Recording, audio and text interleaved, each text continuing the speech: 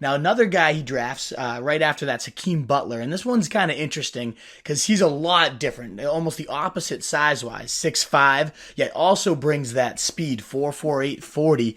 And I found interesting was Butler was wanting to go to Tech and play under Kliff before, but didn't end up getting an offer. And so when Kliff sent him this draft offer, he calls him and says, "I'm not making that same mistake twice."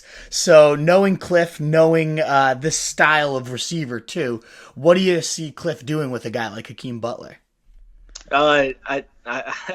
Being I'm kind of biased on this one because we actually played Hakeem in our bowl game, so I Oh, got to there you go.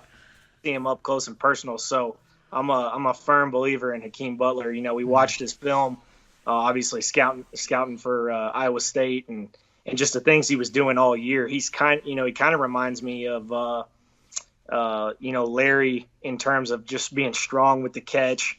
You can move him inside. He's good in the slot. He's good over the middle of the field, just like Larry is.